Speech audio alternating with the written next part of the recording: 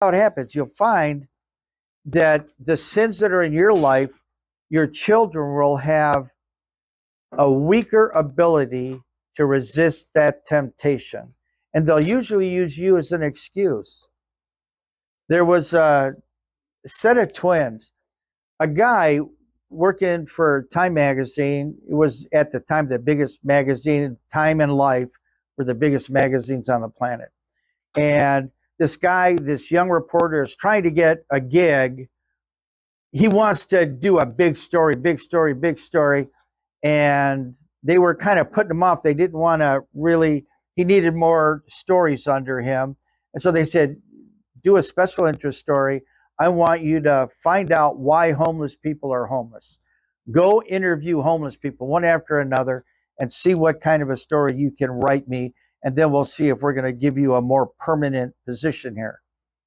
So he goes and he finds a guy that maybe in his 40s, homeless, and he's just like asking arbitrary homeless people. And this guy was kind of intelligent. He goes, well, I'm homeless because my brother is a millionaire stock trader, and I begged him, hey, can you loan me a couple of bucks so I can get a room, for an apartment and whatnot? And he told me, no, he's worth millions. And I asked him, man, if I could just borrow maybe $500 or $1,000.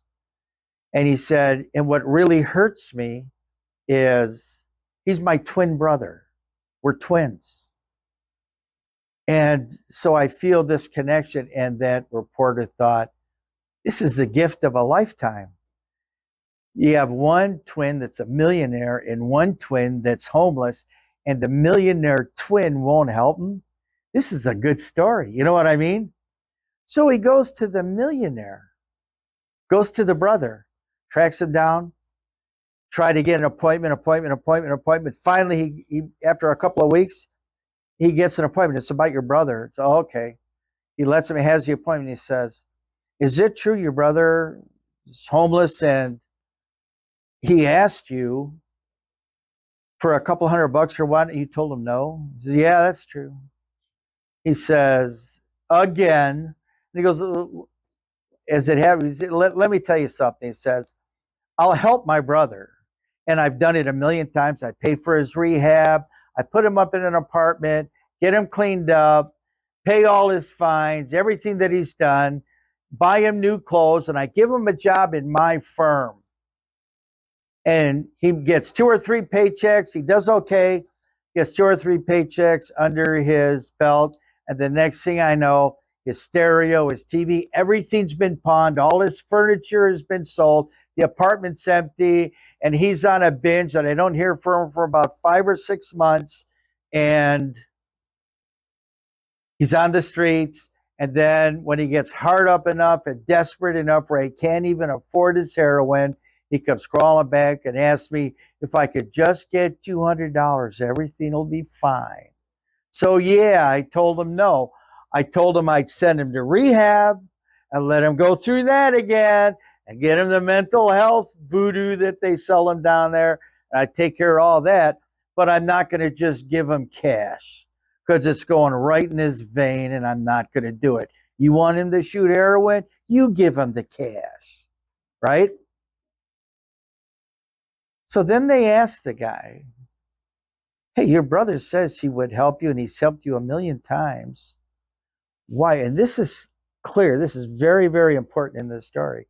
He asked the kid, the one that's the homeless one, the one that's the addict, why do you think you're here? I'm going to ask you again. Why are you really here? Well, I would come home from school, and if my dad came home at 6 o'clock, everything was hokey pokey. Everything was fine. We'd have dinner. Mom would look beautiful and have a wonderful dinner prepared.